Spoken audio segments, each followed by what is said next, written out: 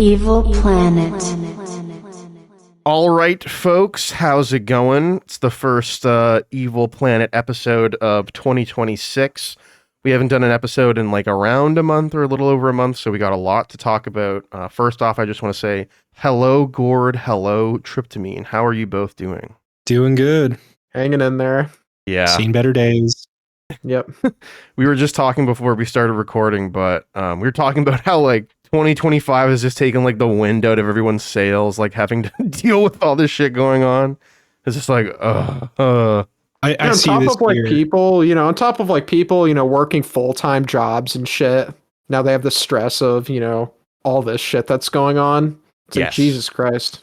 a lot of people have also lost jobs and either they're still unemployed or they're looking for new jobs. Like there's this stat that's been Yep. going around that ChatGPT and similar, I guess, AI platforms, whatever you want to call them, have taken away like 30% of the entry-level jobs that existed prior to this technology. Being at this level that it can do these things, it's still arguably not reliable to even do an entry-level job like data entry or whatever, but people are using them anyways. So yeah, a lot of jobs just don't exist anymore, which is very stressful, but it's one of the many things we'll probably get into talking about today.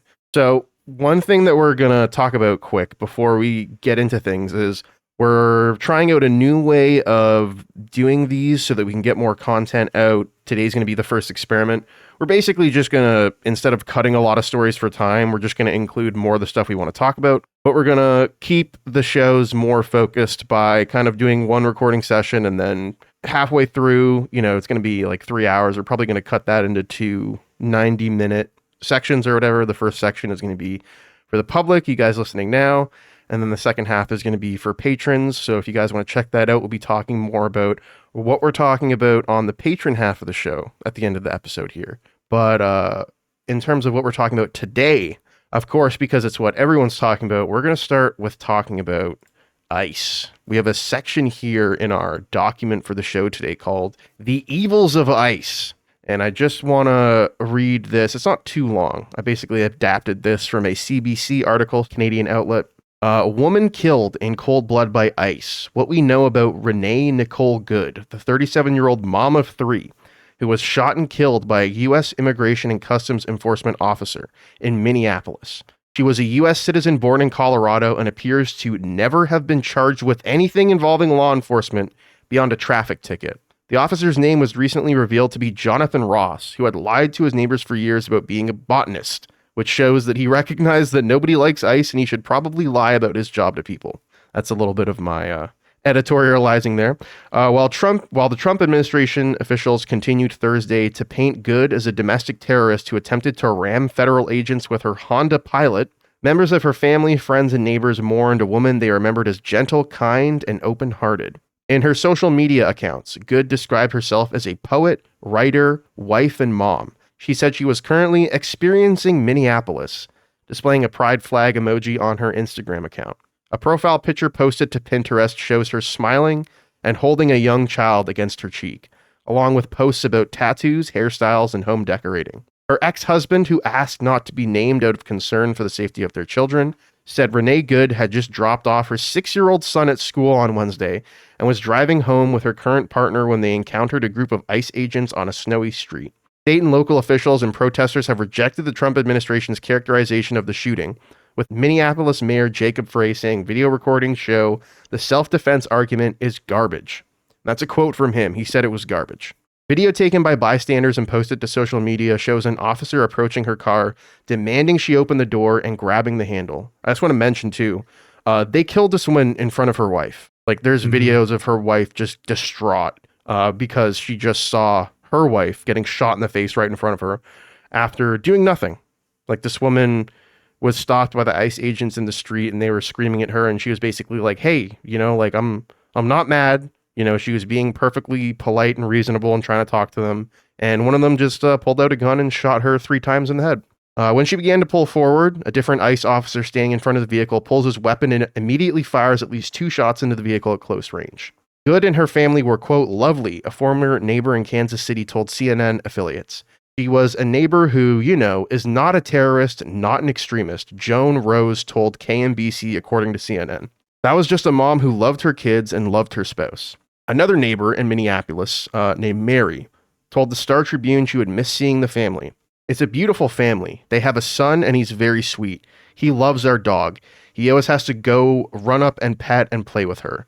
They're always outside playing. Another detail here is an online fundraiser for Good's spouse and son had raised nearly 1.5 million US dollars by Friday morning. Renee was pure sunshine, pure love. She will be desperately missed, wrote crowdfunding organizer Mate Weiss. Hope I'm pronouncing that right. So there's a lot of like debate around like this incident, which is pretty insane because I'll just ask you guys, have you both seen the video? I've seen both the body cam footage and I've seen the original video. And I've heard so many conflicting details, like just the start, just saying she was a mother of 3. I've heard mother of 1, mother of 3. I've heard she had no children. There's a lot of misreported details. I'm still trying to get the facts straight myself, but like some people said she was a lesbian. It appears that she was bisexual, or maybe she came out later in her life as lesbian because she had an ex-husband, as we can see here, but she was currently she had a partner who was a woman. Not that that's relevant to the case, but like there's a lot of details that are being seemingly misreported. I also heard that I heard somebody say that these kids are orphans now. Meanwhile, it seems that either their previous like stepfather or current like, so to speak, stepmother are still alive. But I think I've heard that their actual biological mom and dad are now dead. Take that with a grain of salt. Because like I said, there's still being details that are misreported like this. Not stuff that's like 100% relevant to whether or not, like the main argument here, which is whether or not this was self-defense on the part of the ICE agent. I also want to correct you, because this is also something that people are misreporting too. He was not wearing a body cam. He had his phone in one hand and his gun in the other. Yeah. Another detail too is people were saying, oh, this ICE officer, he was assaulted, he was dragged by a vehicle, so he has trauma. And that, first of all, you're making this guy sound like an incompetent, emotional moron who shouldn't have been doing this job, and that's why this woman got murdered, first of all. But also, that stuff was misreported because what he had done is he had like run up on somebody's vehicle, smashed in the back window, and when they tried to drive away, he hung on for like, I think like 50 to 100 feet or something like that, quite a distance to get dragged. And he's like, oh, I got dragged by this vehicle. Like, clearly he's just GTA a violent character. Yeah, he's just a violent, insane moron who should not have been doing that job. Another detail, though, is that if you look at the video, like a lot of people have analyzed like all of these videos of this incident, she's clearly not trying to hit him with her car. She's just trying to drive away. And if somebody approaches you holding a gun to your face when you're being reasonable, I don't think it's wild to say like you might want to drive away, especially when you're somebody who has no experience with something like a law enforcement officer just running up and pointing a gun in your face. People Also, tend to panic in those instances. Also, her wife was telling her like, "Baby, drive." So she was just trying to get the fuck out of there. Also, she didn't. No, that's an important detail. That is true, Gord. But also, see this, I'm just remembering stuff that isn't even written here because there's so many things going on here. She was being given contradictory commands by the ICE officers that were there. It wasn't just Jonathan Ross. There were multiple ICE officers. One of them was saying, get the fuck out of here, go away, like, get out of here. The other one was saying, like, get out of your car and trying to grab and open the door. I believe that was Jonathan Ross who said that. So my question in that instance with that detail is which ICE agent should she have listened to? Like, these guys are not organized. They're not trained. Another stupid detail is that these guys get basically no training now. They used to get more training. Not that I think that would have changed things, but this situation is made even worse by the fact that ICE agents get 47 days of training now. Why? Because Trump, I think it's 47 or 45, but it's because that's the number of Trump's presidency in the line of succession with these presidents. That is the dumbest reason. Like, you can't do 10 weeks. Really? No. Well, Trump wasn't the 70th president, so we can't do 10 weeks. No, the math doesn't check out on that one. I'm sorry, Gord. Your complaint has been noted. Military, they go into basic training for like 10 weeks. You can't do the same thing for ICE officers. I don't know. That's just such an arbitrary number. It really is. But I think there's something to be said about this kind of kakistocracy that's going on. Like, they're more concerned about sucking up to Trump. Like, they're so incompetent that they're like, let's structure this in a way that's flattering to Trump instead of a way that makes any sort of sense in the real world, you know? Here's another article here. It's very short. I just wanted to add this for context. EMS access delayed amid fatal ICE shooting response in Minneapolis, witnesses say.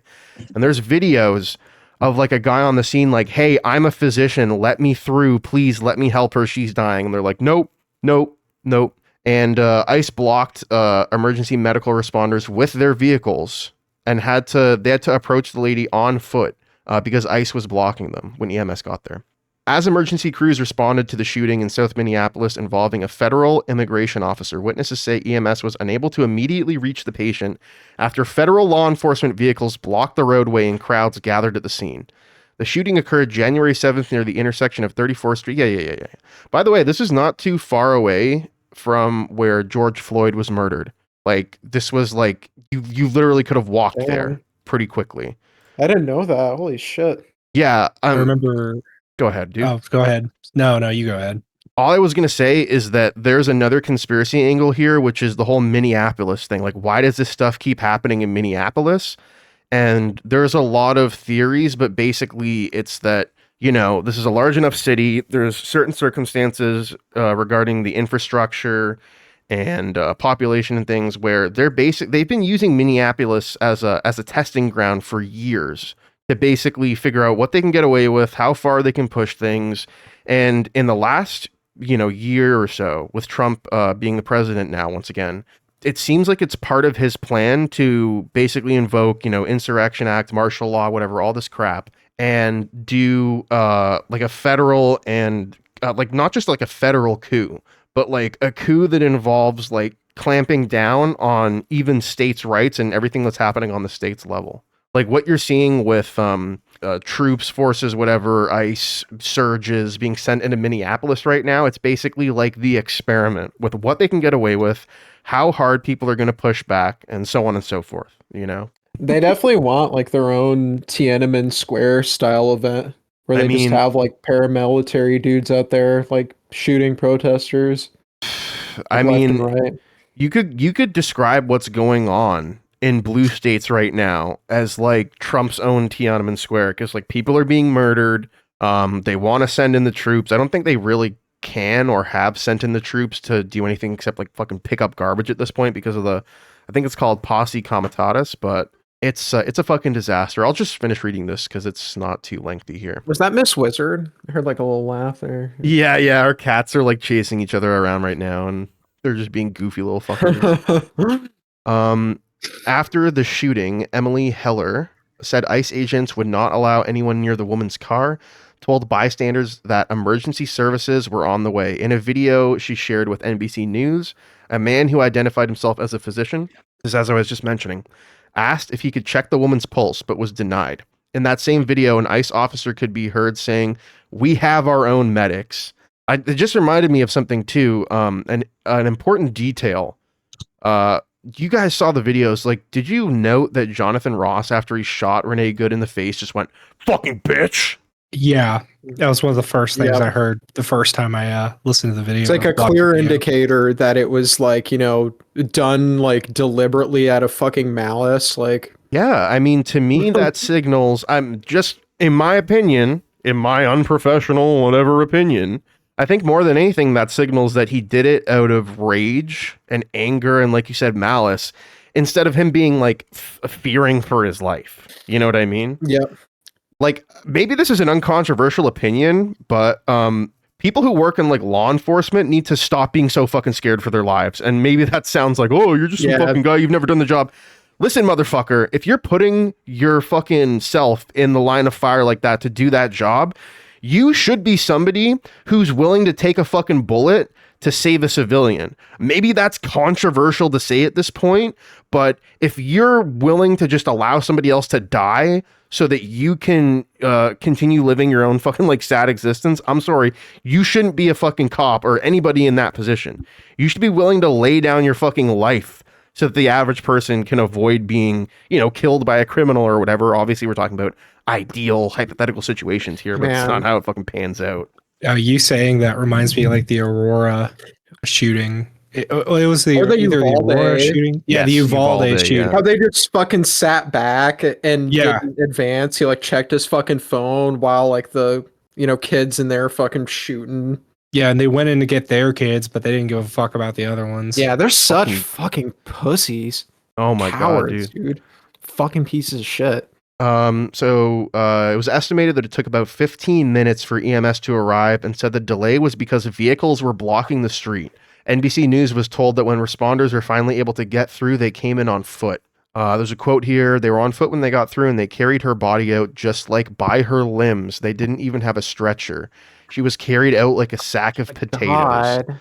They were parked And all what- askew, blocking traffic. They didn't clear the way for an ambulance, so some people approached on foot. And the airbag was covered in blood. Yeah, when they shot her while she was driving, and her car just continued on, crashed into another car. I think it crashed into a tree or some garbage too. Oh yeah. It crashed into like a light pole. Yeah, that Yeah. was fucking haunting. Like hearing the crash. Sorry, go ahead. Or hearing the crash was more haunting than like the gunshots. Like We have more quote. A lot of this is like quoting stuff we talked about, like Frey saying Mayor Frey saying all this was garbage. The excuses about what's it called? This being in self-defense. There's a lot of like different details to talk Dutch about, bullshit. but I don't know. Like, I was just thinking about this as you were kind of talking before. Why the fuck? Like, I haven't heard people bring this up too. Why the fuck did he pull his gun anyways? Like, these guys need to have like, this is so dumb to say this because it's like no fucking shit. But these guys need to have way more discretion when they draw their weapon. Like, him drawing his weapon was potentially one of the things that, like, unnecessarily drawing his weapon was one of the things that just, like, I was going to say escalated the situation, but I feel like it goes beyond just even escalating. Like, it's such an understatement to say, oh yeah, he escalated the situation. No, he potentially completely caused it just by unnecessarily drawing his gun. Like, it's just nonsense. Yep. Like, why? There's just no fucking like justifiable reason for him to like. He just did that shit on a whim because he was like full of fucking like anger and like rage, basically. Yeah. I'd love to talk about it more, but we got to move on. Just because, and like, not even like move on to a different topic, but like, there's just so much shit here. Like, let me read this quickly here too. This is from K22 ABC. It's like, I think, a local network. U.S. border agent shoots and wounds 2 people in Portland that DHS says are gang members. A U.S. Customs and Border Protection agent shot and wounded 2 people in the city of Portland on Thursday afternoon. The U.S. Department of Homeland Security said the shooting was in self-defense when the driver of a vehicle that the agents had pulled over tried to run them over. Oh, here we go again. Wait a minute. Another recurring theme here. Yeah, this is their excuse. In a post on Twitter, DHS said the passenger in the vehicle was from Venezuela and illegally in the United States and was believed to be affiliated with the transnational Trendaragua prostitution ring. Okay. DHS said the person had also been involved in a shooting in Portland. When agents identified themselves to the vehicle occupants, the driver weaponized his vehicle and attempted to run over the law enforcement agents. Fearing for his life and safety, an agent fired a defensive shot. The driver drove off with the passenger fleeing the scene. And they show the Twitter post here. Portland police said their officers were called to the area of the clinic where they confirmed federal agents were involved in a shooting. They said they were not involved in the shooting. I guess the police there are saying they weren't involved in it. The condition of the 2 people who were shot wasn't immediately known, but Portland City Council President Elena something said as far as she knew, they were still alive. Portland police said at 2:24 p.m., they had learned that a man who had been shot called to request help near Northeast 146th Avenue and East Burnside. Arriving officers found a man and a woman wounded from apparent gunshot wounds. Police confirmed federal agents were involved. The 2 people who were wounded were then taken to the hospital. FBI agents were seen collecting evidence from the scene. At about 6:35 p.m., a tow truck towed the truck away, and all law enforcement left the area. They go on to also talk about Renee Good's shooting that we just went over. One thing that I want to bring up too, because I was going to mention this before, but this is more just kind of stored in the mind. What happened with Jonathan Ross is being covered up. So he's on the run, and I don't know if either of you saw, but there were, I think it was either FBI or ICE. I believe it may have been FBI. They basically went into Jonathan Ross's home after his identity was unveiled to the world, shortly after the shooting. And they basically removed everything. Like, they're helping, like, cover this shit up. Like, they're trying to paint Renee Good as a domestic terrorist. They're basically trying to gaslight everybody about, like, everything that's going on here. Just lying about who she was as a person when pretty much everyone can just look it up, and it's like, no, she wasn't a terrorist. She wasn't any of this. There's, like, probably other details that I'm forgetting to mention too, but, like, when you look into this shit, it is fucking insane. Like, there's already, I think, like 6 or 7 or maybe more people who've died already this year so far in like a little over 2 weeks, close to 3 weeks so far. Just in ICE custody. They've either mysteriously died in ICE custody or just outright been shot and killed by ICE. So here's another story here. Exclusive. Family demands answers after ICE detainee's death in New Jersey. He entered into ICE custody healthy. A cousin tells News 4 ICE says he died after experiencing a, quote, medical emergency. So this man's name is John Wilson Brutus. The family of the man who died earlier this month while in Immigrations and Customs Enforcement custody at Newark's Delaney Hall says it wants answers about how he died one fucking day after he was taken into custody. I want to mention this is from NBC New York, this article. In an exclusive interview with NBC New York, Brutus's cousin says that he didn't have any medical concerns before being taken into custody. There's a quote here from him. "We haven't had some kind of closure surrounding his death. He was like a loved one that we all loved. He was a brother." That was from his cousin, of course. ICE confirmed on Thursday that the 41-year-old Haitian man died December 12th after experiencing a, quote, medical emergency. He did not have any medical conditions previously, and he entered into ICE custody healthy. The Delaney Hall Immigration Facility has already made headlines several times this year, back in 2025.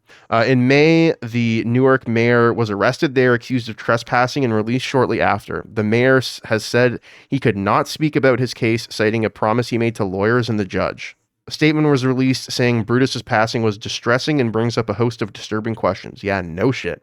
On Saturday, advocates were outside the detention center holding signs calling for Delaney Hall to be shut down. "We do want transparency, we do want accountability, and we want justice." In a statement, ICE said, yeah, you can wipe your ass with this statement. ICE said in part, while at Delaney Hall Detention Facility, he experienced a medical emergency and local emergency medical services were called. ICE performed life-saving measures and measures, and he ended up dead. That's a good joke. He had no signs of distress during intake nor a medical history of cardiovascular issues. So it seems like they're saying this guy just like died of a heart attack or something within 24 hours of going into ICE custody, even though he was, as far as anyone knows, perfectly healthy before that. Probably murdered in ICE custody. Yeah. All right. So we have another article here, and then we have just some interesting details to talk about. The remainder of the section here that we have on ICE. And I want to mention this too. I want to stress to people, this is just a fraction of the news that's going on with ICE right now. So don't take this as like the be all end all. This is just a fraction of what you might need to know about what ICE is doing right now.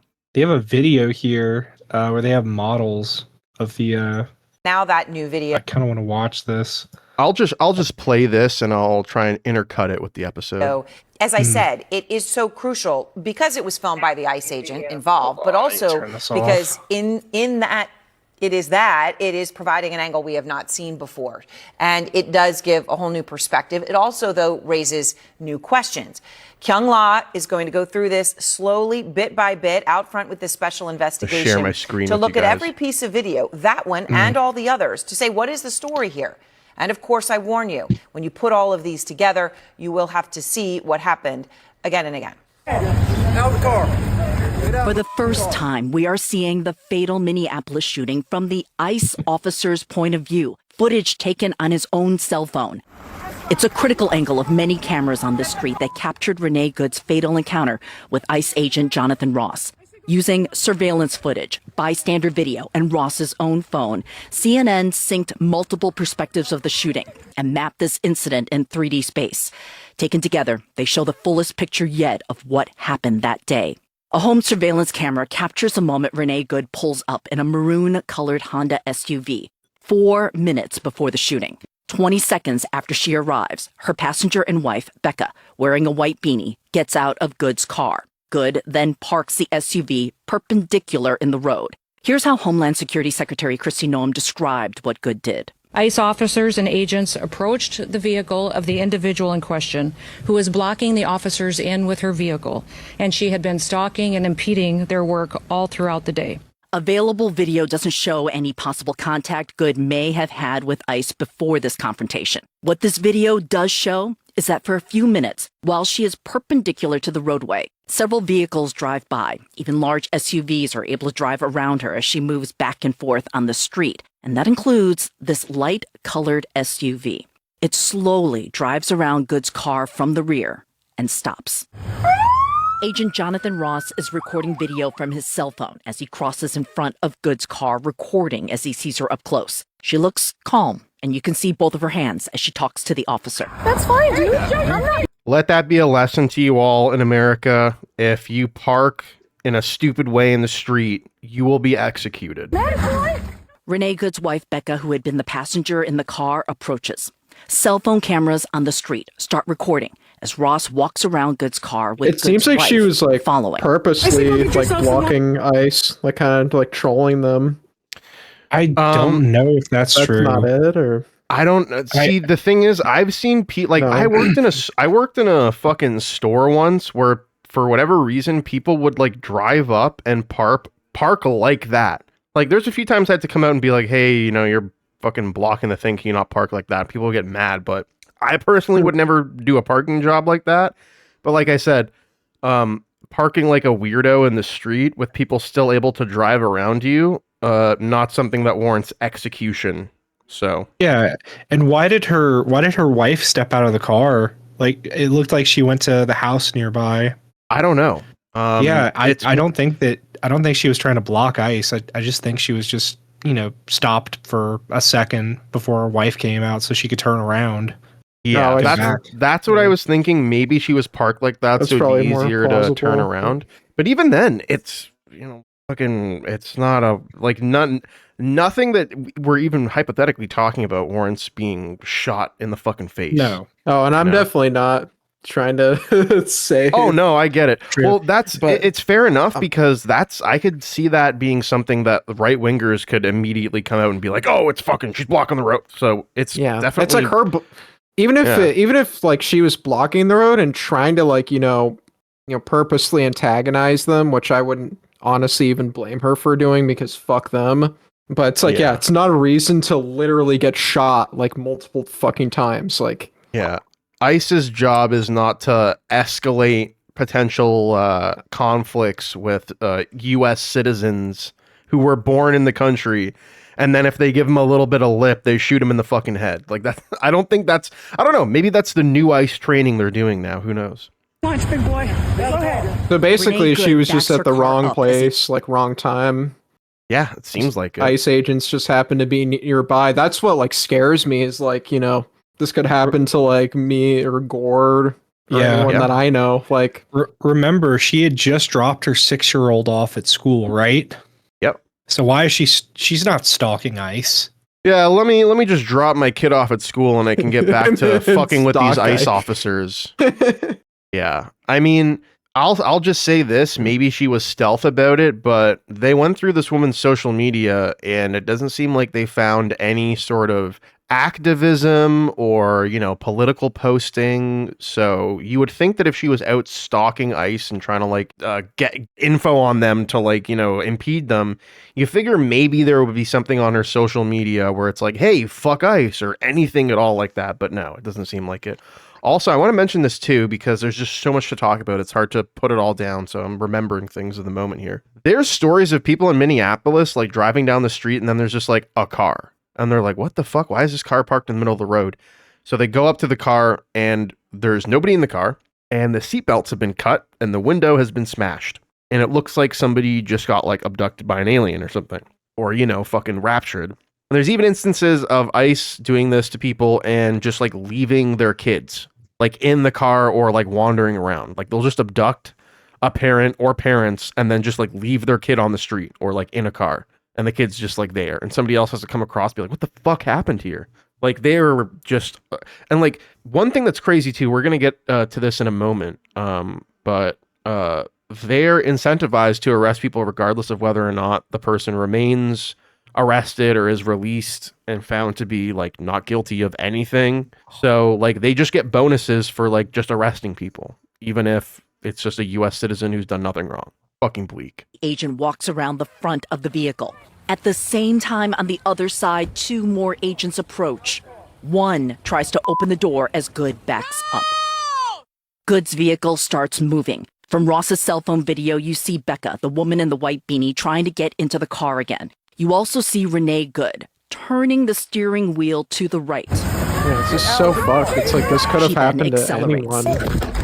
Yeah, she turned the wheel in the opposite direction. She was not trying to run anyone over. She's just trying to leave. Slowing this down again and matching the exact time of these 2 angles. This angle appears to show the vehicle moving close to the agent. But in this angle, he does not appear to be in the path of the vehicle when he see fired. him pull the gun. Yeah, He's on the side of the car there. And the way that You she barely- maneuvered, he wouldn't have even been at risk of getting his foot run over or anything. Yeah, So- you can see that she's trying to turn away from them and she's trying to leave. And then as soon as she's shot, she just hits the pedal because she probably went limp. And then she crashes into a car and then into a pole. Yeah, and they... it was funny because people were saying, I guess it's not funny, but it's just so fucked up. People were saying for a while, like, you're never going to see the footage from Jonathan Ross's side. Like, they're never going to release that.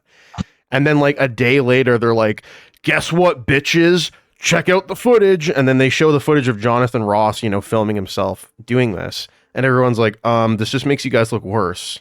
And they're like, oh, shit, because they thought it would, like, fucking exonerate them. Another detail, too. Shit, what was I going to say? I totally forgot. Brain fart. I might think of it in a second. But so yeah, that sparked like massive protests, and I just want to read some details here. We have some additional details about ICE in the protests too. We're not going to go into the protests too much because it's like it reminds me a lot of what happened after George Floyd was murdered. Fucking people just being brutalized in the street. There's also a lot of. Do you guys see the video of the right-wing LARPer who got like swarmed by a mob, and then he ended up being saved by a black guy and a trans woman? Like Yeah. He was like some fucking right-wing agitator who was literally out there with like a fucking airsoft vest, like LARPing as an ICE agent, and then he got surrounded by a crowd of people. And at one point, I think they may have roughed him up, but he survived. He's fine. He had blood trickling down his head. I think someone threw something at him. Yeah. Oh, boo fucking who. Piece of shit, dude. He was marching somewhere, right? And he didn't even get close to his destination. No. What a clown. Yeah, it's just so ironic that he got saved by a black guy and a trans woman who probably didn't even agree with him politically. They just saw somebody who was, looked like they needed help, and they were like, oh, let me fucking give this guy an assistance and get him out of here, Probably, and this guy's probably like, fucking fuck these black people, fuck these trans people. They're ruining this country. Like that one ICE agent who was like, liberals ruin this country. Anyways, here's some fun facts about ICE. Most ICE agents now can barely read or write, so that's fantastic. Most ICE agents cannot pass a physical test. ICE literally had to lower the requirements to so they could admit more agents, so they can do these surges and whatnot. As we've talked about, ICE agents have already shot several people less than 1 month into 2026. They've also flashbanged and tear-gassed children and babies multiple times, with the children and babies needing to go to hospitals and get treatment because these guys are fucking complete clowns. And as I mentioned, they're incentivized to arrest literally anybody because they get bonuses for arresting people, even though none of it actually hinges on people being like convicted or any sort of, like confirmation that they arrested somebody for a good reason. They just get bonuses for arresting people. A lot of these people are citizens that end up being released afterwards because they have no reason to hold them. And some of them, as we've seen, just die in ICE custody. And then it's like, oh, well, doesn't matter. You don't know who these people are. They're all fucking masked up. So that's another thing here too. During the protests, we've seen a lot of fucking brutalization of people. One guy who I want to bring up was a young man who was at one of these protests against ICE. He was not being violent. He was waving around an air horn, and he was shot with less than lethal ammunition in the eye He had to have pieces of broken glass and plastic removed from his eye. He had to have surgery done. He's now blind in one eye, and he has a bunch of pieces of sharp plastic and glass still in his head that the doctors don't want to try and remove because they might fuck him up worse. Yeah. So that's what's going on with ICE right now. I want to read this as well, just a short thing here that I grabbed. Show me your papers. ICE's Minneapolis stops are turning daily life into a tense citizenship check. Multiple reports indicate that ICE officers have been approaching people in the Minneapolis area in public places and demanding proof of citizenship or their lawful status. This has alarmed residents and civil rights advocates because these encounters can feel like papers, please, street checks that create fear for immigrants, mixed status families, and even U.S. citizens who may be questioned or profiled. These ICE Minneapolis citizenship checks have created a palpable tension in the community, not in a courthouse, not after a conviction, not with advance notice, but in everyday life on regular streets during ordinary commutes where the wrong encounter at the wrong moment can spiral into detention, fear, and humiliation. They don't have this written here, but as we have seen, potentially even death. Death. Yeah. Exactly. This line here is pretty good. This isn't enforcement. This is intimidation. This is show me your papers. I mean, yeah, like, thankfully, Straight up profiling. Thankfully, I'm not American, but you guys are. And I know you, Tryptamine, have said yourself multiple times recently, like, this creates, like, anxiety for you guys just about, like, going outside and, like, going to the store to get, like, whatever. Just, like, going about your life. Yeah. Because these fucking ICE, like, Gestapo pigs, they can literally be anywhere now. Like, one of the shootings happened, here in a really quiet area. In my state, they're doing like DUI checkpoints and just rolling up on like restaurants and just arresting people. Dude, I'm scared that they're gonna roll up on where I volunteer because a lot of like their targets, show up there. I'm not as afraid as you probably are. I know you voiced your concerns because you're a little darker skin tone. You're a POC.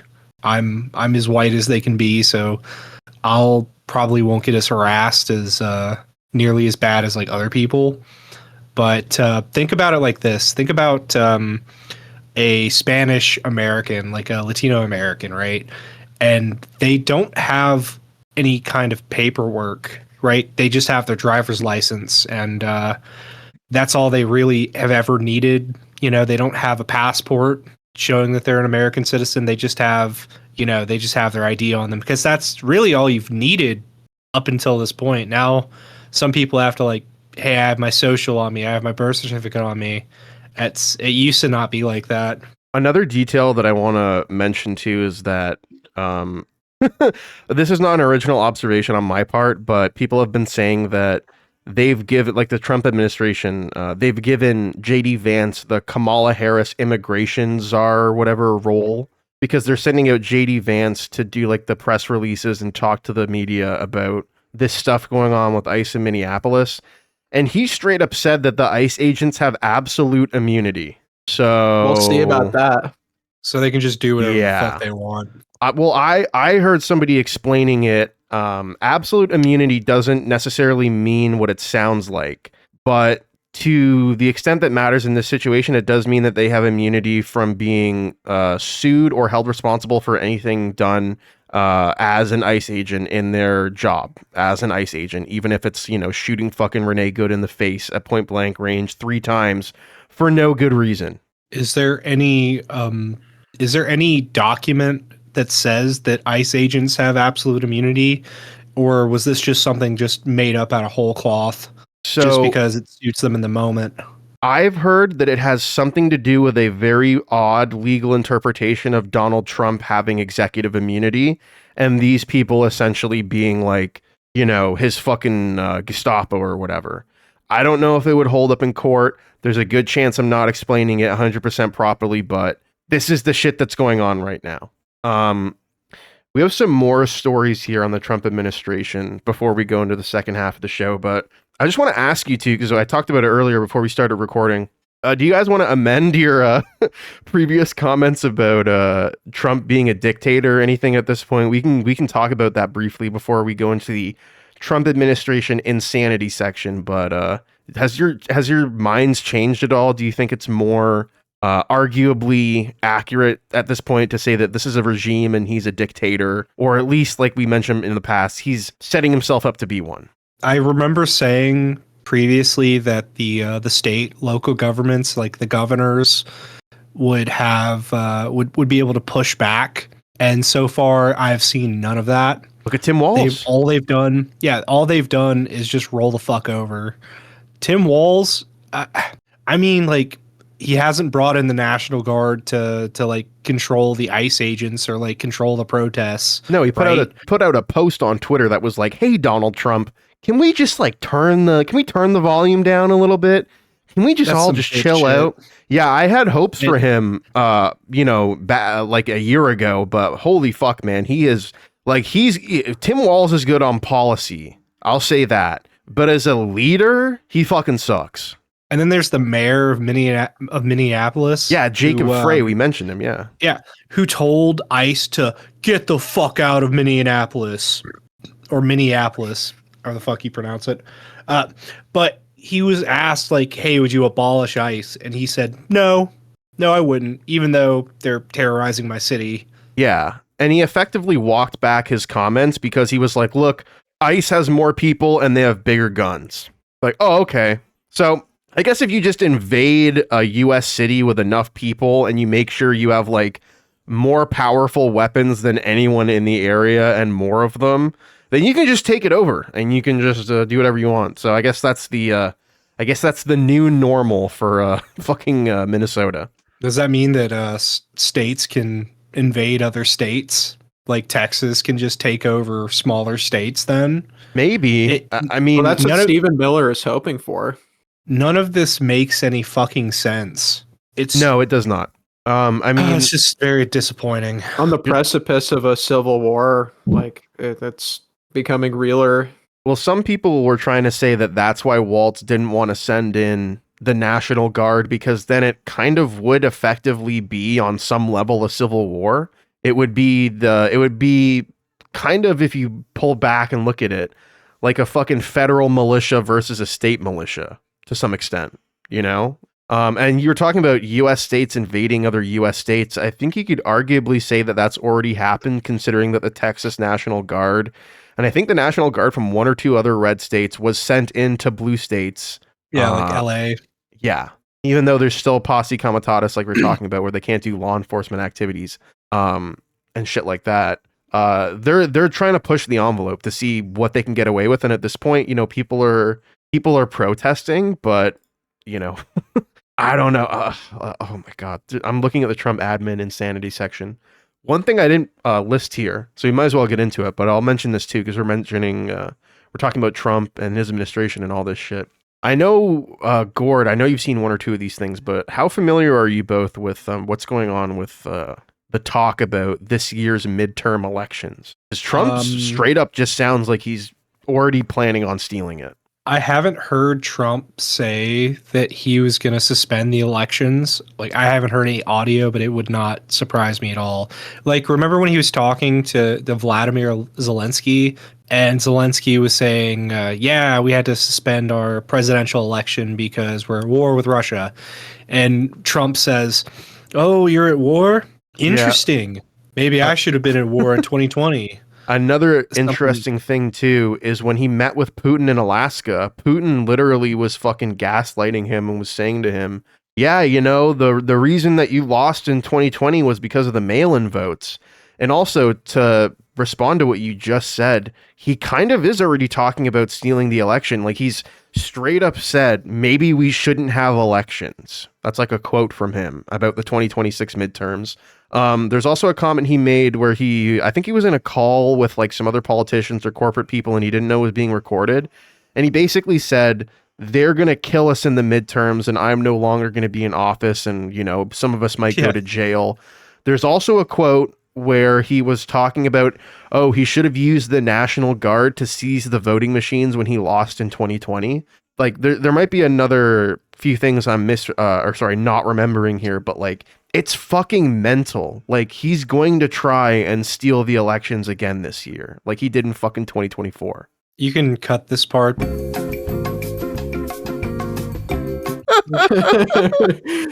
Me too. I will cut that, but me too. Holy shit. Okay, let's get into this. So we definitely have to talk about this. I mean, we could do a whole fucking episode talking about Venezuela and what's happened, but we're just gonna have to fucking leave it at this for now. Deposed leader of Venezuela, I guess former leader at this point, Nicolas Maduro pleads not guilty after capture in shock U.S. attack on Venezuela. The deposed Venezuelan president Nicolas Maduro pleaded not guilty to drugs, weapons, and narco-terrorism charges on Monday, 2 days after his capture by U.S. Special Forces. This is an article from, I think, about 2 weeks ago. In an operation ordered by Donald Trump that sent shockwaves around the world. Very quickly, I want to address how stupid it is that they charged this guy with having machine guns. It's like, yes, he's the leader of a foreign country, and you guys just fucking abducted him from his country, doing an illegal invasion and operation to go take him. And you're worried about the fact that he had machine guns? It seems like he should have fucking had machine guns and maybe some more shit to protect himself. Like, this is what happens when your country doesn't have a nuclear weapon. This is fucked. The brevity and formality of the arraignment hearing in federal court in Manhattan, barely 30 minutes during which Maduro was asked to confirm his name and that he understood the 4 charges against him, belied the far-reaching consequences of the U.S. action. As Maduro and his wife, Celia, addressed the court in Lower Manhattan, the UN Security Council held an emergency meeting just a few miles to the north, where a dozen countries condemned the U.S. crime of aggression, and Secretary General Antonio Guterres suggested the operation constituted a breach of international law. No fucking shit. Of course it did.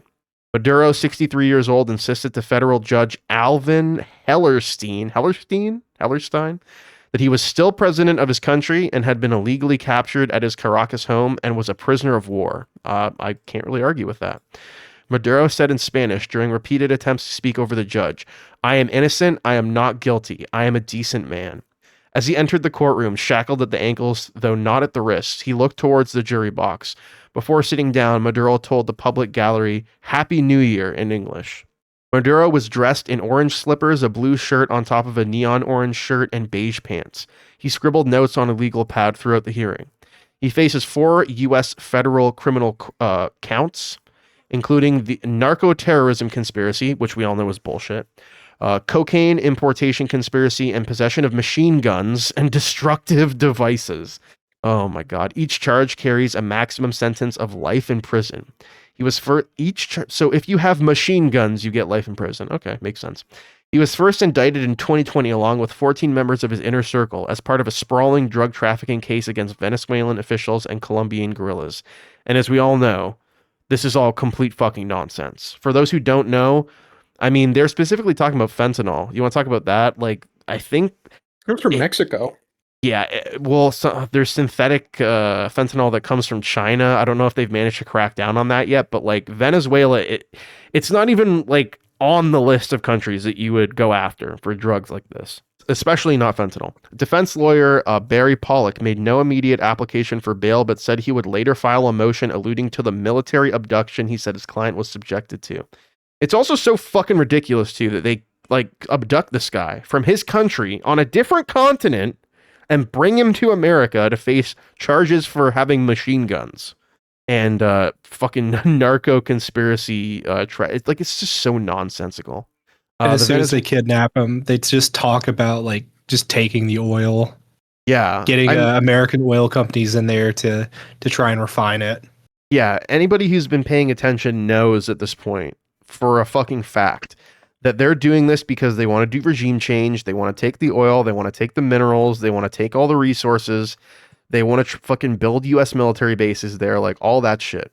Like they want launching pads on not only each continent, but in like multiple countries in every continent. I mean, that's one of the reasons they won't let go of Israel and they keep letting them do whatever the fuck they want, is because Israel is a fucking cuck to some extent to the U.S. I mean, now it seems like there's a U.S. is kind of cucking itself to Israel more, but I was about to say we've been switching it up recently. I mean, I mean, it's hard to say because sometimes you look at it and you're like, wow, the U.S. is so cucked to Israel. And I think they definitely are in some ways. I mean, Trump is, but Trump isn't America as much as he seems like it at this point. So much of it is just like, yeah, in my opinion, is like, yeah, just do whatever you want. Just keep letting the US use your country as a launching pad in the Middle East, you know? And like at this point, and like on Iran, for example, US and Israeli interests are maybe not completely overlapping, but the Venn diagram looks more like a circle than a Venn diagram at this point, you know? See what else they talk about in this article. Maduro and Flores were transferred to a helicopter but yeah, that's whatever, fuck off. The surreal spectacle of the 63-year-old president of a sovereign foreign nation in a U.S. courtroom, partially shackled and wearing a blue shirt on top of a neon orange prison scrub and khaki trousers, evoked the 1991 trial of the Panamanian strongman Manuel Noriega and the 2006 public trial of Iraq's leader Saddam Hussein. I've been thinking about that a lot lately. The criminal indictment unveiled Saturday by U.S. Attorney General Pam Bondi, we're going to talk about her more in a bit, echoed Trump's claims that his unilateral military intervention in Venezuela was necessary to stem a flow of drugs into the U.S. It's crazy, too, because they've almost completely dropped that now, as you were mentioning, Gord, because they're like, wait, it's like Trump more than anyone else is basically like, yeah, we don't have to do this bullshit anymore. We can just say it's for oil. And a lot of people are just like, they see that stuff is really bad, and they're just like, okay, I'm going to tune this out and focus on my personal life. And it's unfortunate. Like, I understand the impulse, but like, I think more people need to, like, I don't know. I can't just be like, find a way to compartmentalize it because, you know, a lot of people just can't. And I sympathize with that. But like, at the bare minimum, I think people need to make sure that they're always informed on some level about this stuff. And at the very fucking least, voting locally and in, you know, like federal elections and stuff like that, and trying to do some support locally. Because, I mean, fuck, man, we all got to do something.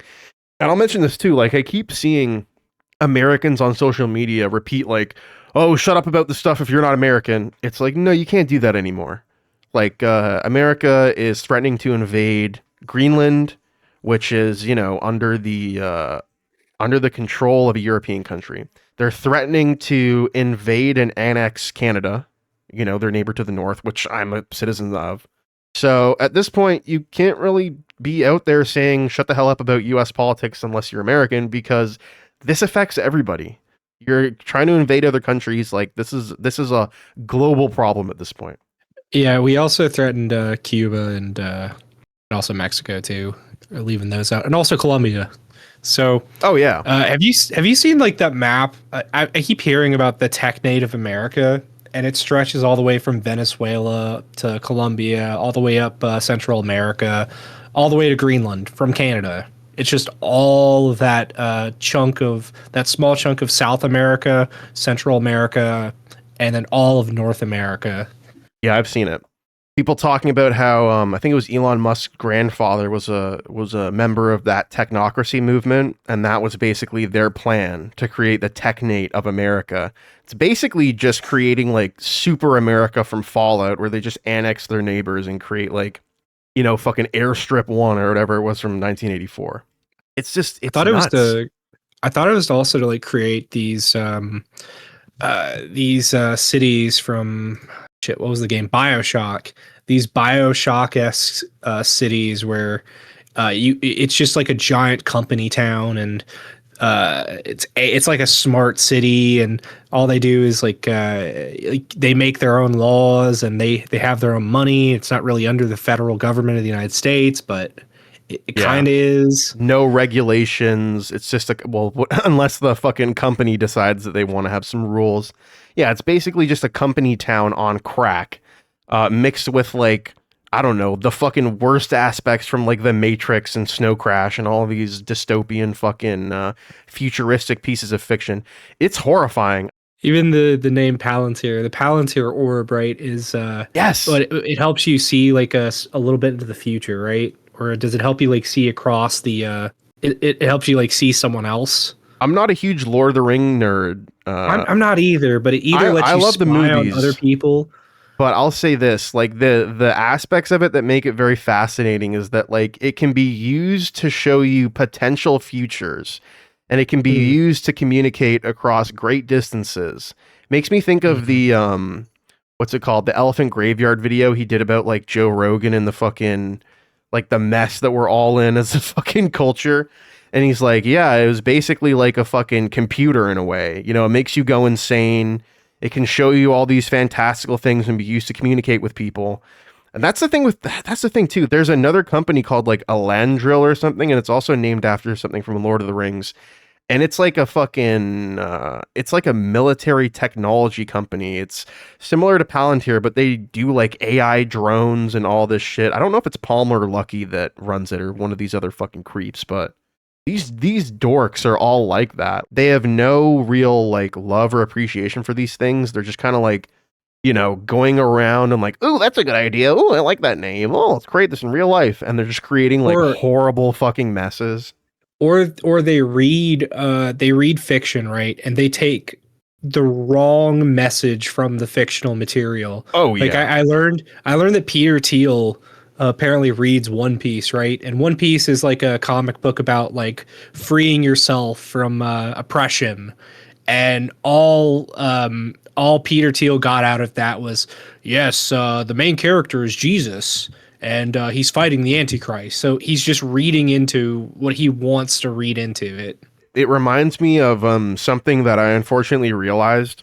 I've seen other people bring this up too, because I really used to be into like taking psychedelics and stuff, but there's this idea that a lot of people had that all these awful people just did psychedelics. It would like, you know, put them in a different mindset and help them realize that like everything they're doing is wrong and help them change their ways. But no, like these fuckers, they'll read, you know, a beautiful piece of fiction, or they'll do mushrooms and have a mushroom experience, and it will just they'll come out the other end with the same beliefs but more reinforced, because they clearly don't have any part of their brain that's capable of realizing like what they're doing is wrong.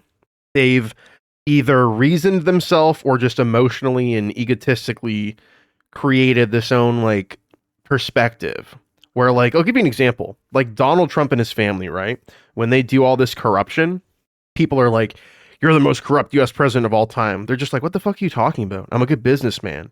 This is what we all do. We do deals, you know, like I'm just doing deals.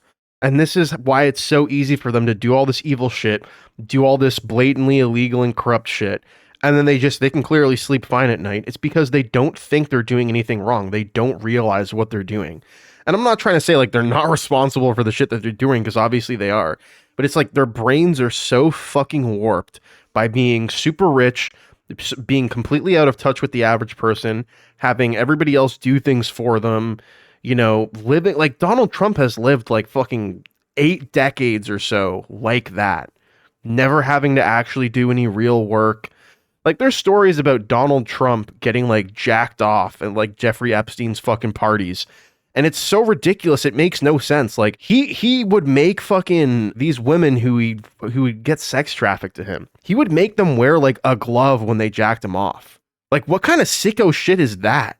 Well, he was like deathly afraid. You got to imagine he was like deathly afraid of AIDS, you know, like Roy Cohn. Dude, right? I have serious fucking germophobia and stuff like that. I do certain content, as you guys knows, where I put myself at risk of catching a fucking STD doing like adult content. And even then, I'm looking at that and I'm like, this guy's a fucking psycho. Like, it's just nuts, dude. Imagine like, getting jacked off with a glove.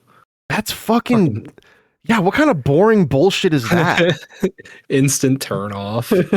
Yeah, dude, what the, like, That's are you weird. fucking kidding me? Or like a blowjob with a condom. If I was getting jerked off with a glove, right, I would think I was in that Jordan Peterson like Chinese milking. You know what I'm talking about? It's very sterile. Yeah, it feels like I'm at a doctor's office. Yeah, they're gonna jack you off with a silk glove and then give you a prostate exam afterwards. We're gonna bring that this might up in a turn second, someone too. on. I could Oh, see yeah. that turning someone on. Yeah. Going back to this what we were talking about a second ago. We're gonna talk about the boat strikes in a second here, but I want to finish this last bit of this article here. Strikes by the U.S. military on alleged, quote, narco boats, unquote, in the months before Saturday's raid in Venezuela have resulted in at least 110 deaths. So I was going to bring that up before. We have another article, but they mention it here. I have this article. I'll just mention the title. Over 100 killed in boat strikes in the Caribbean and off the coast of Latin America. At this point, it's over 110. And they just keep doing it. So by the time this comes out and you're listening to it, it's probably over 120 at this point or more. Just absolutely insane. So the boat strikes are leading some legal experts to question if the attacks amounted to war crimes. I'll answer the question right now. Yes. But Trump has also justified Maduro's abduction as a way for the U.S. to seize, quote, stolen oil from Venezuela and promised that the U.S. would run Venezuela. It's a quote from him. Run Venezuela for the foreseeable future while American energy companies take control of the country's rich oil reserves. We have a picture here of Delcy Rodriguez being sworn in as Venezuela's interim president by the president of the National Assembly. That's another thing too. Like, people talk about regime change. And there's some rumors, and I'll say this, there are rumors that Delcy Rodriguez backstabbed Maduro and is behind the scenes like going to play along with the US because now she's the fucking leader. Who knows if that's true? Take it with a grain of salt. It's just a rumor. But that's the thing that's crazy here is that the whole Venezuelan administration is still there, except for Maduro. I gotta ask though, like, what are your thoughts on Maduro, both of you? I'll just say this first. I don't know enough about him to comment on people saying like he's a dictator, this and that. Me too. It definitely seems like him and his administration have mismanaged things after Chavez, but well, even Chavez wasn't really that good at managing things. I'll tell you this, he was good at roasting fucking Americans in America. Dude, he fucking mogged the Americans so many times. I've seen clips where he's just like talking the most shit and he's fucking right on the money. And I'll say this too, like, because I had a feeling we were going to go there, but I'll say this personally and then Tripp can respond. Maybe he was bad. Maybe he was a dictator. I'll concede that. I don't know enough. Maybe he was. I have to look into it more. Right. I'm trying to learn more. But that doesn't justify what was done to him. Doesn't justify what was done to Venezuela, an illegal, invasive attack. You know, people are like, oh, it was a surgical strike. They were in and out. And it's like, okay, so what does that matter? It was still an illegal invasion. They still fucking abducted the leader of a sovereign nation. People still died. Yes. Then there were civilian deaths. Yes, and it seems like they were totally unnecessary because when I was looking into the situation, it just seemed like they blew up a fucking random civilian apartment building or condo or something on the way out as like a fuck you. Like, it was totally unnecessary. Those people didn't need to die. Didn't they blow up Hugo Chavez's grave too? Yes. For like a memorial to him? Yes, it was basically like his grave site where there's like a memorial and stuff, and they fucking blew it up. Like, they're just being evil. Yeah, that's definitely a fuck you to Venezuela. Yeah. But I agree. I don't think that Maduro is like this big evil, you know, like Saddam Hussein-esque character that they're trying to paint him out to be. I think he's just a giant fucking goofball. Like, I would see it was during like the strikes on the boats, right? I would see like Maduro trying to do like dances on TikTok and sing Imagine by John Lennon. I don't think he knows what to do in a situation like this. I think he was trying to like humanize himself and put himself out there. But apparently it was him dancing on TikTok that actually pissed off the president. Yes, Trump was furious. I don't know why. He looks like an idiot doing it. I guess he thought he was just mocking him. Yeah, no, he's like they're dabbing on us, and that's what made him so mad. Another thing too that I'll bring up is that this shit about, oh, he's a dictator, like, who fucking cares? The US supports dictators all around the world. All around the fucking world. So basically, like, is one. Yeah. Like, at this point, they're basically saying, if you're a dictator, it's bad, and we'll fucking kidnap you and send you to jail or whatever in fucking America, and you'll be there for forever. But if you're a dictator and you do what America likes and you do what America says, then you're fine. So, like, him being a dictator, double standard. Yeah, like, what happened to America first? Like, why are you going to other countries and kidnapping their leaders and then saying you're going to run the other country? Like, we all know, I'm being rhetorical, but yeah. America first changed to, okay, our hemisphere. America is the Western hemisphere now. Mm-hmm. We have to make sure that everywhere in our hemisphere is controlled by us, which is insane. That's like some Monroe Doctrine type shit. We're just we're a Also- modern Axis power. Like I gotta Russian. mention, this lady Maria Machado, whatever. This was like the lady who it seemed like they were gonna try and install her as like the successor to Maduro, and she was gonna be like the puppet leader that just does whatever America says. She's the one that won the Nobel Peace Prize and was like, "I'm dedicating this to Donald Trump." And then she physically gave it to him too, right? Yes, but apparently that has a lot Did to they do with the revoke fact it? that Trump was pissed that he didn't get the Nobel Peace Prize. And he also said in a text message to the leader of Norway that that's one of the reasons why he wants to invade Greenland at this point and steal it. Like, your country didn't give me the Nobel Peace Prize, so I don't really care about peace anymore. I have to think about what's good for America. And apparently that means fucking invading and annexing Greenland. You know what's crazy? Obama was nominated for the Nobel Peace Prize 11 days into his administration in 2009, right? Just And nonsense. he won it in December of 2009 because of his relations, international relations in the Middle East, right? His diplomacy. And now we have a president who does the exact opposite and wonders why he's not getting any kind of award for it. They're just like, yeah, racism is over in America, so we're giving you a Nobel Peace Prize. It's like, okay. Just fucking nonsense. Meanwhile, he's doing like 1 trillion fucking drone strikes and killing like 90% civilians. Yeah, and then Obama gets the prize, and he hates Obama. He wants to be every bit as good as Obama was, so he also has to win the prize. Yeah. It's really crazy when you think about it that there was 8 years of Obama, 4 years of Trump, 4 years of Biden, and then 4 years of Trump again. Well, I mean, we'll see soon. We'll see soon if he completes the last term.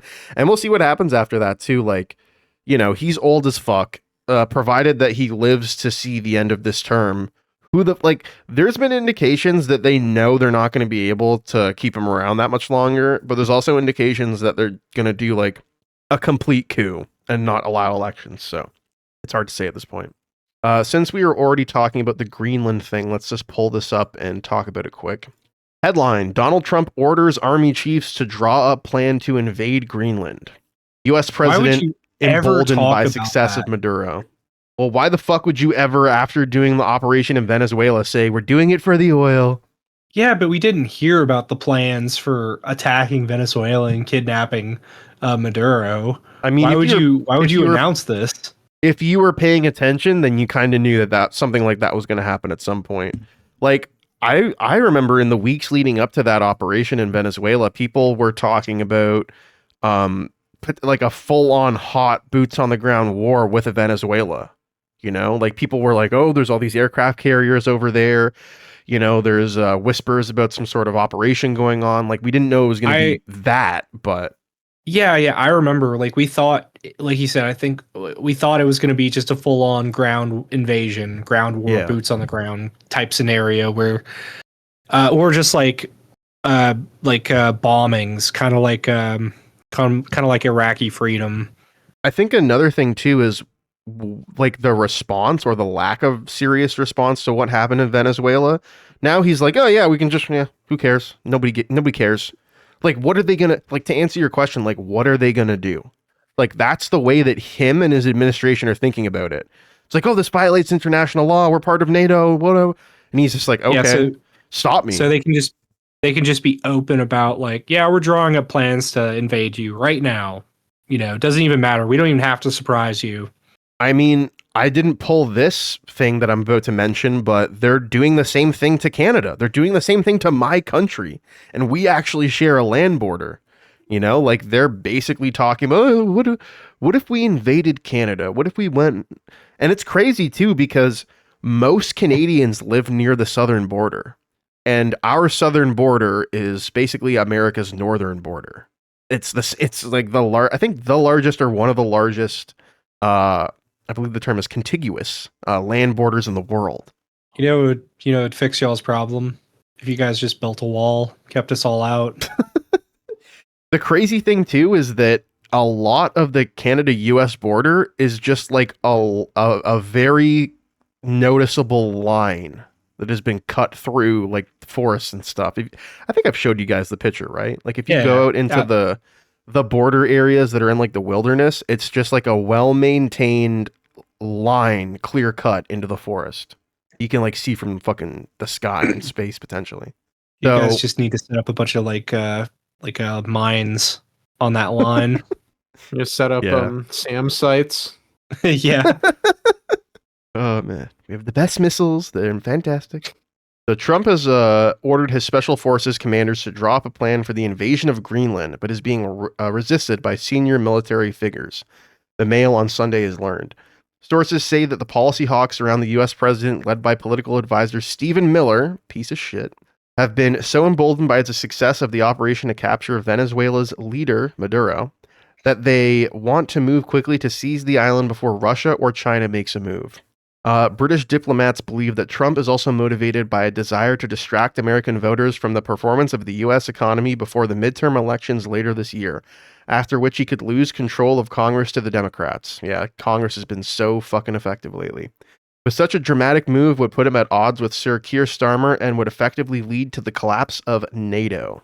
According to the sources, the president has asked the Joint Special Operations Command, also known as JSOC, to prepare the invasion plan, but it is being resisted by the Joint Chiefs of Staff on the grounds that it would be illegal and would not be supported by Congress. I don't know if that's stopped him before.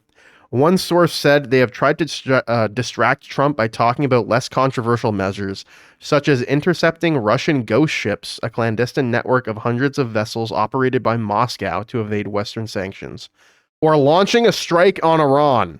By the way, Trump has since backed off on launching a strike on Iran, just so you guys know.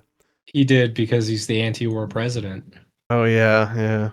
I'm going to fix it on day one. He stopped a war right then when he decided not to bomb them. At this point, he's saying that he stopped 8+ wars, whatever that means. Diplomats have war-gamed what they describe as an escalatory scenario under which Trump uses force or political coercion to sever Greenland's links to Denmark.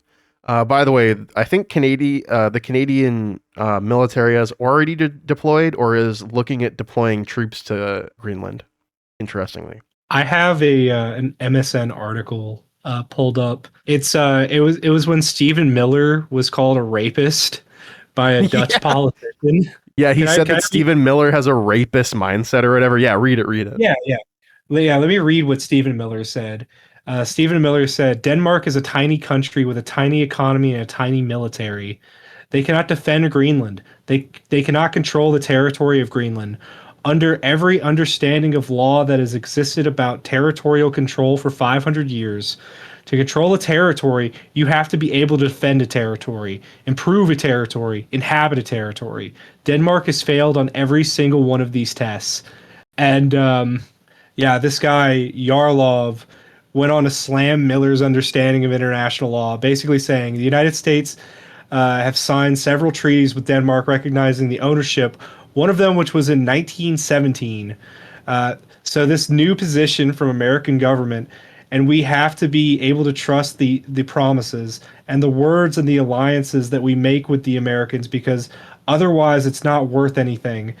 Being an ally with Americans, he said, I want to find the part where he called him a rapist. Yeah, just Control F rapist. I don't Listen, think Gord, that treaty was over 100 years ago. It was a terrible deal. Yeah, but like he said here, we've been recognizing that Greenland is owned by Denmark for centuries now.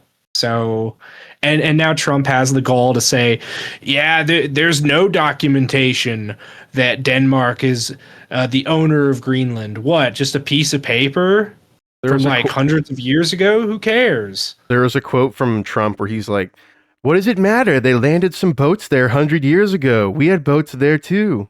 It's like, okay, we landed boats here hundreds of years ago, and we had a piece of paper that we signed. Yeah, I mean, the Native Americans would like to have a word with you. The Native Americans should just, they should just deport us. honestly. Have you seen the clips of the Native American guys getting stopped by ICE, and the ICE guy has like a thick accent, and he says to the Native American guy, he's like, you have a thick accent, where are you from? Native American guy's like, you have a fucking accent too.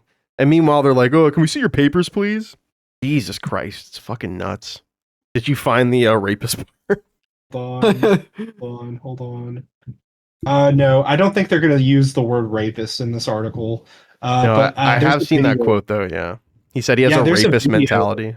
You should click on the link and play the video. Rasmus, you may be somewhat dismayed to hear what one of Donald right. Trump's senior advisors, sharing. Stephen Miller, had to say. Please take a listen to this. I'll get your reaction on the other side. I'm gonna skip what Stephen Miller said because he's a fucking god. That guy's such a piece of shit. I seen a story where Stephen Miller was like a kid and he was friends with like a Mexican guy, and at one point he's like, "I can't be friends with you anymore. You're a Mexican." And the guy's like, "What the fuck is wrong with you?" Mr. gave a pretty comprehensive answer, pretty much countering everything Stephen Miller had to say before I asked this question. But if you could say one thing to Stephen Miller, what would you like to say? I hope he's kept away from young women, because that's the mentality of a rapist. You can't defend yourself, so I'm going to take you. That's basically what he's saying. And it has never been like that in international law that he's saying. On the contrary, the United States have signed several treaties with Denmark recognizing the ownership. Yeah. There you go. I like how he came out strong with that. He's like, "You're effectively a rapist here." Why would you show me this picture? Look at Trump in that photo. Holy shit. It's unhinged. This is the face that Trump made when Epstein fucking pranked him at one of the Epstein parties and shoved a fucking like a butt plug up his ass. He's like, "Urgh." Dude, look at his teeth. I thought I was at an bottom Epstein teeth. party, not Oh. a Diddy party. This is the face he makes when you don't use the glove. Hold on. That Trump has a glove fetish. I'm saving this picture so I can put it in the fucking episode. Dude, I think his gum line is like really receded there. Cryptamine, you have That's no why he gets idea what your- you're talking about. He has the best teeth. Many people are saying he has the greatest teeth. His dentist was quoted as saying he has the best teeth of anyone he's ever seen. Some European officials suspect this is the real aim of the hardline MAGA faction around Trump, since Congress would not allow Trump to exit NATO. Occupying Greenland could force the Europeans to abandon it. If Trump wants to end NATO, this might be the most convenient way to do it. Under the compromise scenario, Denmark would agree to give Trump full military access to Greenland and deny access to Russia and China. Although America already has free access to the island, it would be put on a legal basis. That's one of the crazy things here is like the U.S. already kind of can just go in and do whatever they want there. Like Denmark might have some complaints about it, but it's like Trump has been saying this whole time, like, what are you going to do? You know? Not that I advocate for that, but like, oh man. I've seen some people describe this as like Trump is doing a lot of shit that America has done behind the scenes. Obviously, like not this fucking blatant and not this insane, but like, you know, the fucking corruption, some of the fucking self-dealing, some of the fucking international shit. They're like, this is just like the most honest leader that America has ever had. I don't know if I fully agree with that, but I mean, I can't really deny that you know, some of this stuff has been going on previously, but, you know, it's just kind of been papered over and decorumed over and, oh, no, we're not doing that. And This is what happens when you surround yourself with yes men and you start to develop dementia. You just release your inhibitions. so this is an article. We talked about NSPM 7 before. This is an elaboration on some of the details from Ken Klippenstein. We love Kenny Clips on this show. It's crazy. This NSPM 7, like, Trip, you and I are terrorists. Yeah, if you're an anti-capitalist and you don't suck off the current regime, then you're a terrorist. Well, if you're an anti-capitalist, pro-LGBTQ, if you're an atheist, you know, just any kind of lefty, you're a terrorist. I'll see you in CCOT, unless we just end up in a, you know, domestic prison here. Yeah. Well, we'll end up in Guantanamo together. The thing that's absolutely insane is they have this classification or this term that they use to describe, you know, basically anyone who's not a fucking Trump sycophant and MAGA ball washer. It's like extreme nihilistic something or other. And I just find that so funny because the people that they're targeting are not nihilistic at all. You might have people that are effectively nihilist, where they just believe like, things don't have inherent meaning. Meaning is assigned by people. And that's not inherently like a negative thing to believe. In fact, I think that's like kind of just being realistic to a certain extent. But, that's another thing to discuss there. People just don't understand what nihilism means. But I will say, like, on the flip side, Trump and all these other people are the real nihilists in the colloquial sense. Like, they don't give a fuck about anything except for like enriching themselves and having power that they can wield over other people. Like, they're in this context, like, they're the fucking nihilists. Well, I feel like Trump has some desire for a legacy. Like he wants to, he wants to take Greenland. He wants to take Venezuela. He wants to create this tech native America.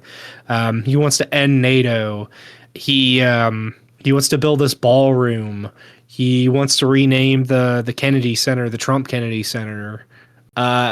So he wants to stick his name everywhere, and he wants to be remembered when he passes. Yes.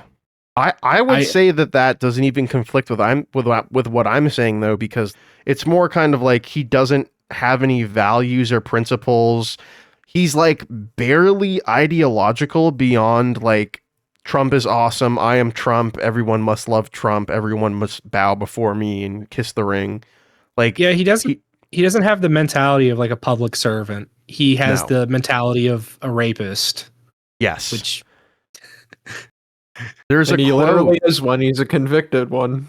There's a quote from somebody who works alongside him in his administration. I'm forgetting her name right now, but she basically said that even though he doesn't drink, that he has like the personality of an alcoholic.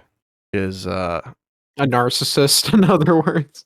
I mean, maybe those two things are close to some extent, but I think what she was talking about was like how bad his mood swings are, how like egotistical he is, how hard it is to like please him, how like he has that almost like mindset where like, because somebody who's like deep into alcoholism, like the only thing they care about is alcohol to an extent and getting fucking drunk.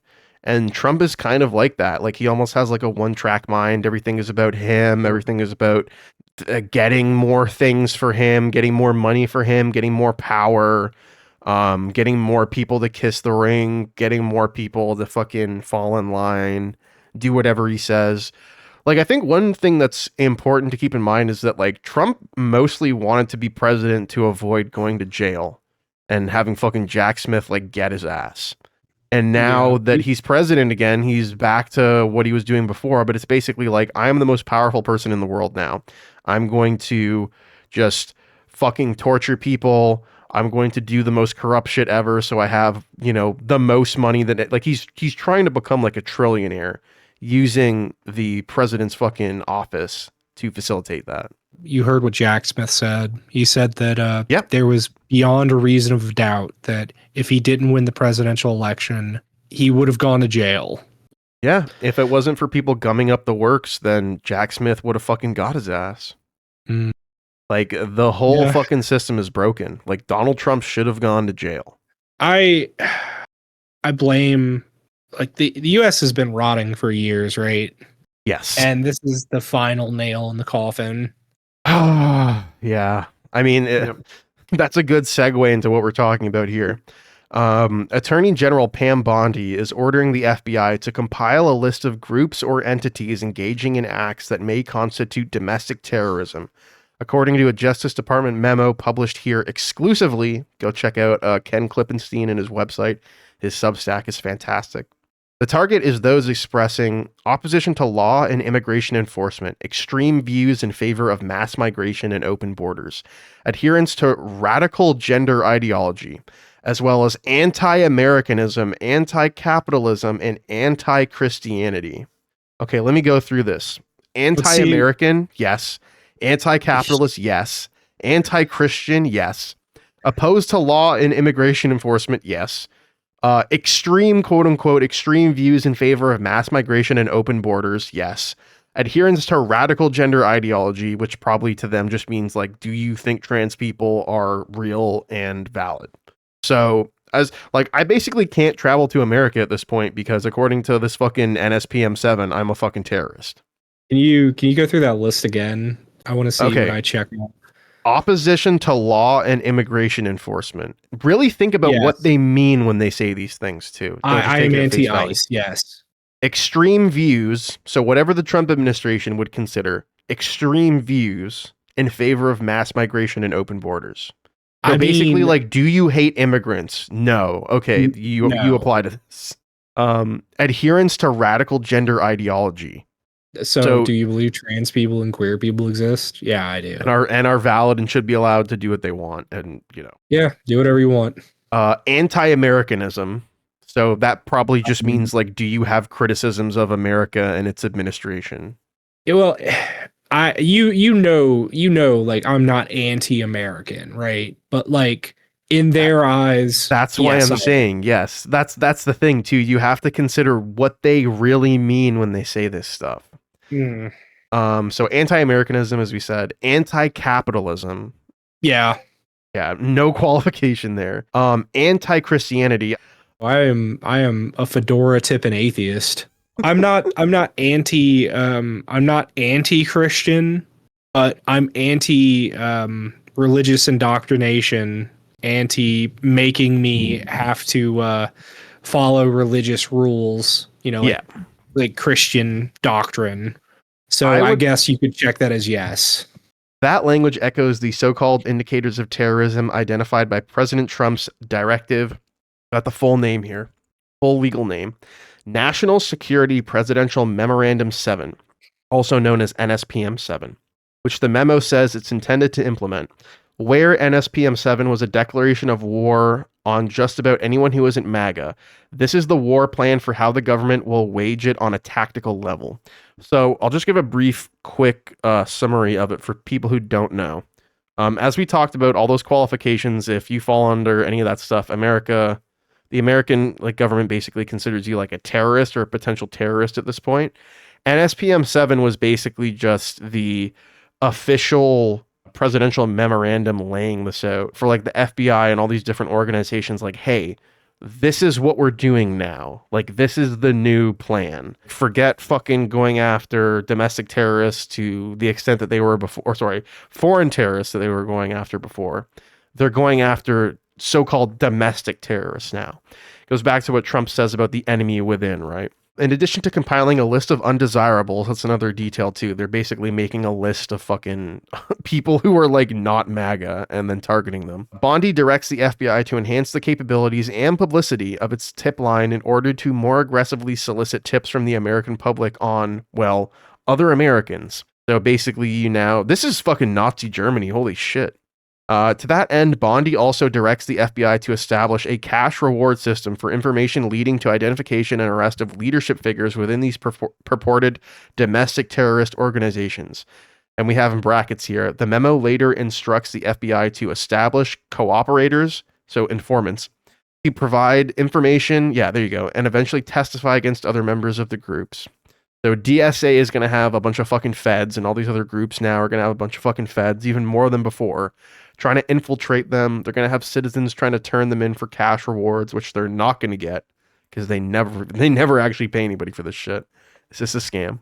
The payouts don't end there. Justice Department grants are now to prioritize funding to programs for state and local law enforcement to go after domestic terrorism. In a section titled Defining the Domestic Terrorism Threat, the memo cites extreme viewpoints on immigration, radical gender ideology, and anti-American sentiment, indicators that federal law enforcement are instructed to refer to FBI Joint Terrorism Task Forces.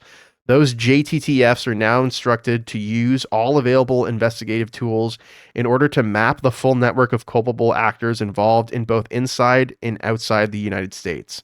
The memo also directs the FBI and JTTFs to retroactively investigate incidents going back 5 years, authorizing the JTTFs in particular to use everything at their disposal to do so. Upon receipt of those referrals, the JTTFs shall use all available investigative tools consistent with law enforcement internal policies and statutory obligations to map the full network of culpable actors involved in the referred conduct inside and outside of the United States, says the memo.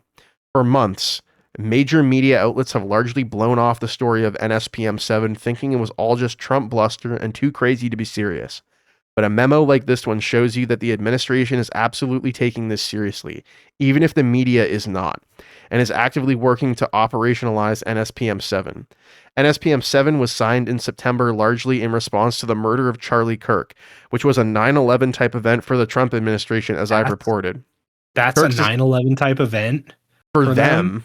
It says here, Kirk's assassination is referenced explicitly in the Justice Department memo. As anyone who lived through 9/11 can remember, the government doesn't always think rationally in moments like those, to say the least. And so here we are with a new war on terrorism, only this time millions of Americans like you and I could be the target. Let's be generous and say that 30% of Americans are Trump supporters. You can't arrest us all, right? It's just I don't just know. not fucking feasible. At this point, like, I don't even know. Like, when you were just saying that, it kind of made me think, like, they're probably going to use information points like that to determine who to go after, you know? Yeah. They'll probably go after the weakest targets, you know. They're going after immigrants right now. So they're going to go after probably like the what they view as like the communists and like the lower class people who protest and stuff, and Yeah. or anyone who's like super online posting about how bad the regime is. Probably go after them. Yeah. Like us. Okay. No, Yeah. we're not Yeah, getting, pretty much. we're not getting black bag, dude. There's no way. Can happen to you too. That's the end of the public show for today. But before we roll over to the patrons only part of the episode, which we're probably just gonna put it out as like the next sequentially numbered episode for Evil Planet. But we have a whole bunch of Epstein file stuff to talk about, which is what we're going to talk about on the patron only side of the show. So if you want to check that out, it's going to be in the pinned comment down below and in the description. Go check out the Evil Planet Patreon. We got a couple different tiers, but it is not very expensive to get on there and watch the rest of the show. Yeah, I'll read some of the headlines and stuff here. So what we're going to talk about in the second half of the show here. Mar-a-Lago sent teen workers on house calls to Jeffrey Epstein's mansion. One thing we have here. Trump traveled on Epstein's plane many more times than previously thought. CBS suspiciously cancels special report on the Epstein files. Terrifying new photos emerge from the Jeffrey Epstein estate. U.S. Justice Department removed Trump photo from the Epstein files. Hundreds of thousands of Epstein files have been released, and there's a lot more to come. And then finally, where is it here? Nearly all Epstein files still unreleased a month after Congress deadline. So they're breaking the law by not releasing the Epstein files. I can already tell you there's going to be some stories that are going to shock you, and then there's going to be some stories that are going to make you laugh, right? It's going to make you laugh, going to make you cry. It's going to be an emotional roller coaster. So yes, that's the public show for today. We're not all going to say goodbye yet because we're still going to be recording on this session here, but we hope you guys enjoyed it. And we had to catch up on like a month or over a month's worth of news there. So we couldn't cover everything, but we talked about a decent amount of stuff, and we did it's almost 2 hours of recorded raw audio just for the public show. I don't know what's going to work out to when we cut it up, but it's definitely going to be like an hour and a half or more. Yeah, definitely. Yeah. So yeah, if you want to watch any more of the show, you want to check out what's going on with the Epstein files, that's it for tonight's public episode. But once again, down in the description below and the pinned comment as well, you can find the link to our Patreon. Go check it out if you're interested. But for now, on the public feed, that's all, guys. We'll see you soon.